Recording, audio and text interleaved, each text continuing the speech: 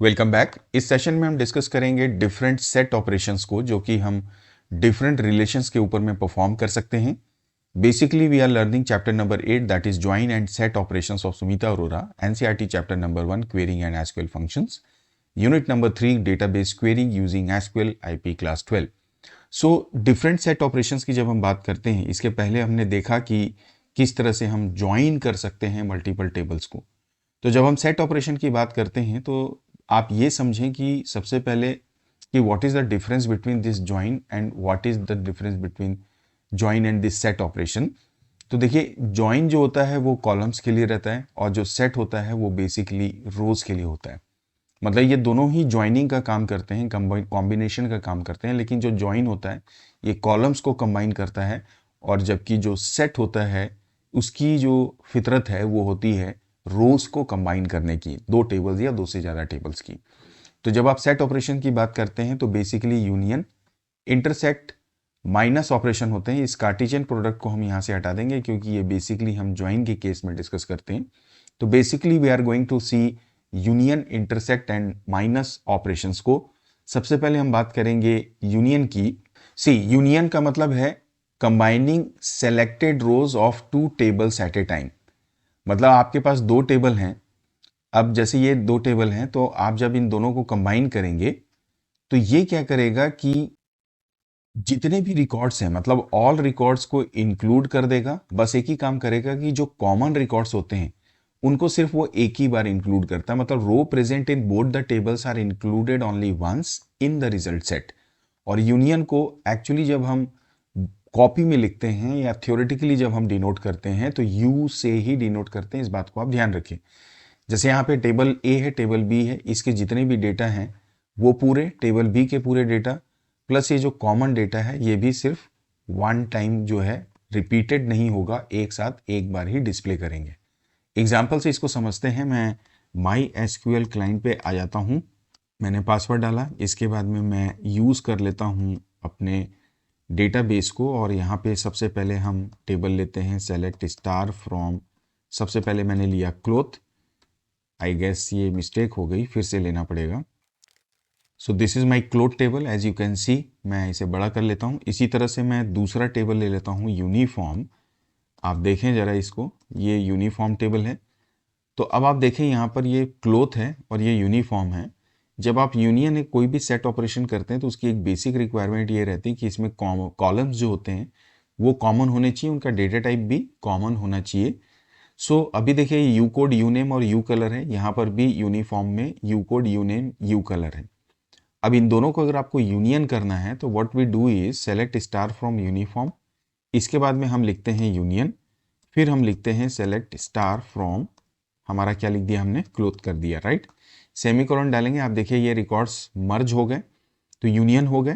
अब जब ये यूनियन हुए तो 1 2 3 देन 6 है, तो 1 2 3 6 आ गया और 4 5 जो है वो यहाँ से आ रहा है क्योंकि 1 2 3 यहाँ पर क्या है, सेम है, कॉमन है, तो उसको इसने रिपीट नहीं किया। So that is the fundamental of this union. अब जब आप यूनियन लगाते हैं तो एक और इसमें काम आप करेंगे, there is one more thing, union और यूनियन ऑल। अगर आप यूनियन ऑल कर देंगे और एंटर करेंगे तो वही रिपीटेड डेटा, जैसे 1 2 3 4 6 जो है यूनिफॉर्म टेबल का हो गया और 1 2 3 4 5 जो है वो किसका हो गया। तो इसने कुछ नहीं किया, दोनों को आपस में कॉन्कैटिनेट कर दिया, कंबाइन कर दिया बिना कुछ सोचे समझे और सारे रिकॉर्ड्स को एक में ही इंक्लूड कर दिया। तो ये जो होता है यूनियन ऑल की वजह से हो रहा है। So moral of the story is that कि जब आप यूनियन करते हो तो कुछ इस तरह से रिजल्ट आता है। मान लीजिए ये हमारे पास एक टेबल था क्लोथ और आपने इसको यूनियन किया किस टेबल के साथ में, यूनिफॉर्म के साथ में, तो जो इसका रिजल्ट आपको प्रोड्यूस करेगा वो कुछ इस तरह से आपकी स्क्रीन में आपको दिखाई दे रहा होगा, जिसमें कि ये 1 2 और 3 ये केवल एक ही बार डिस्प्ले हो रहे हैं जो कि यहाँ पर दोनों ही टेबल में अवेलेबल हैं। So this is how we can get the understanding of this union. लेकिन जब आप यूनियन बनाते हैं तो उसके कुछ रूल्स हैं, जिसमें पहली बात तो ये है कि जो सेलेक्ट स्टेटमेंट है, जो मतलब आपने जो यहाँ पर सेलेक्ट स्टेटमेंट लगाया था, मैं माई एसक्यूएल पे आके ओपन करता हूँ, ये जो दोनों सेलेक्ट स्टेटमेंट है, सेलेक्ट स्टार फ्रॉम यूनिफॉर्म और सेलेक्ट स्टार फ्रॉम क्लोथ, ठीक है, इसमें यूनियन के पहले और बाद जो दोनों सेलेक्ट स्टेटमेंट स्टार मतलब जो कॉलम्स आप लेते हैं, जैसे मैंने आपको पहले भी बोला कि उनका ऑर्डर मतलब सेम नंबर ऑफ कॉलम्स होना चाहिए और उनका डेटा भी सिमिलर डेटा टाइप होना चाहिए और ऑर्डर भी क्या होना चाहिए, सेम होना चाहिए। दूसरी बात कि ऑर्डर बाय क्लॉज अगर आप इसमें इस्तेमाल करते हैं तो वो यूनियन के एंड में एक ही बार आप लेते हैं, और वैसे भी ऑर्डर बाय आप कहीं पे भी यूज़ करते हैं, चाहे वो ग्रुप बाय वगैरह कोई भी क्लॉज आप यूज़ करें, हर जगह पे order by at the end होता है। अगर आप ग्रुप बाय और हैविंग क्लॉज को से फॉर एग्जांपल इस्तेमाल करते हैं यूनियन के साथ में, तो जो सेलेक्ट स्टार इंडिविजुअल जो क्वेरीज हैं आपकी, जैसे हमने पहले क्या लिखा, हमने लिखा सेलेक्ट स्टार किया था। अब मान लीजिए आपने लिखा सेलेक्ट यूनेम और मान लीजिए हमने इसका सम किया क्या, प्राइस। इसके बाद हमने बोला from my table name is suppose cloth. इसके बाद में आपने इसको क्या किया, ग्रुप बाई करना चाहते हैं तो फ्रॉम क्लोथ, और उसके बाद जैसे मैंने लिख दिया group by name. All right, इसके बाद में यहाँ पर आप क्या करोगे, यूनियन करोगे, मतलब UNION। ठीक है, फिर सेम इसी तरह से दूसरी क्वेरी का भी ग्रुप बाई अगर आपको करना है तो वो भी जैसे आप सम की जगह आपने क्या ले लिया, यहाँ पे एवरेज लिया, यहाँ पे लिया प्राइस और फ्रॉम लगाया।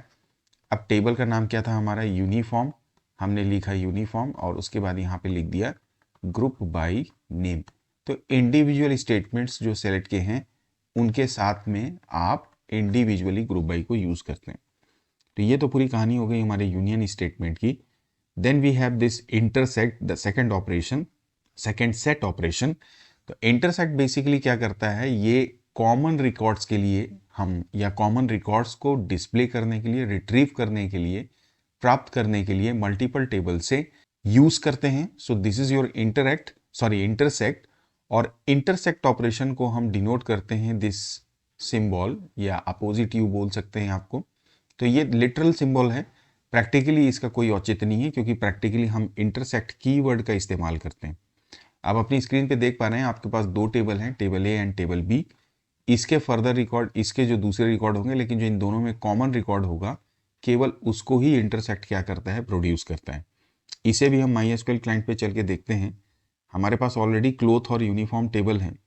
अब हम क्या करते हैं, मैं फिर से सेलेक्ट स्टार फ्रॉम क्लोथ करता हूँ, सेलेक्ट स्टार फ्रॉम यूनिफॉर्म आप ले लीजिए, यहाँ पे इसमें टाइप कर देते हैं यूनिफॉर्म। ये हो गया, एंटर करिए, दोनों टेबल आ गए। अब हम इसको यूनियन की जगह क्या करेंगे, इंटरसेक्ट करेंगे। तो मैं इस कोड में इसे यहाँ पे लिख देता हूँ इंटरसेक्ट।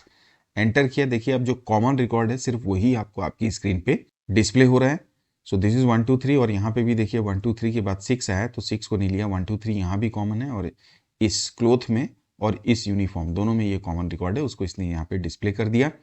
ये बात हुई हमारे इंटरसेक्ट की। और जहाँ तक इसके रूल्स की भी बात है, तो इंटरसेक्ट में भी सेम वही चीज़ है कि जो रोज़ आप रिट्रीव कर रहे हैं वो कॉमन तो ये निकालता ही निकालता है। दूसरा, तो इंटरसेक्ट में भी सेम वही रूल्स फॉलो होते हैं जो आप किस में यूज़ करते हैं, आपके जॉइंस में। मतलब रूल्स की अगर बात की जाए तो intersect follows the same rules की जो नंबर ऑफ कॉलम्स है, ऑर्डर जो होता है और जो डेटा टाइप होता है, इट शुड बी सेम। अगर वो डिफरेंट होगा तो इंटरसेक्ट प्रोबेबली आपको, अगर वो डिफरेंट होगा तो हो सकता है आपको इंटरसेक्शन का सही रिजल्ट ना मिले। ये बात हुई हमारे इंटरसेक्ट की। इंटरसेक्ट के बाद में आप देख सकते हैं यहाँ पर इंटरसेक्ट को मैंने इस तरह से रिप्रेजेंट कर दिया है, कॉमन डेटा को किस तरह से ये एक्सेस कर रहा है। यहाँ पर ये यूनिफॉर्म टेबल है, यहाँ पर ये क्लोथ है। जब दोनों को इंटरसेक्ट किया, ये कोड आप देख पा रहे होंगे, और इसकी बेसिस पे ये कुछ इस तरह से रिजल्ट हमको दिखाई दे रहा है, जिसको अभी हमने देख लिया। नाउ आफ्टर दिस, हमारा जो तीसरा फाइनल ऑपरेशन है जो सेट पे हम करेंगे, that is your minus. Basically minus की आप बात करें तो ये जो डेटा को रिट्रीव करता है, ऑब्वियसली ये रिट्रीव बोलने का मतलब ये जो कॉम्बिनेशन की हम बात कर रहे हैं, कि जो पहला टेबल होता है जब आप सेलेक्ट करते हैं, जैसे ये टेबल ए है, टेबल बी है, आप इसके लिए पहले सेलेक्ट स्टेटमेंट लिखेंगे, फिर आप माइनस लगा के टेबल बी करोगे। तो जब आप माइनस करोगे तो टेबल ए के सारे डेटा को ये प्रोड्यूस करेगा, रिट्रीव करेगा। सेकेंड टेबल और कॉमन टेबल को ये इंक्लूड नहीं करता है। This is called your minus, right. इसके बाद में जब माइनस ऑपरेशन है, इसको हम डैश से डिनोट करते हैं लिटरली।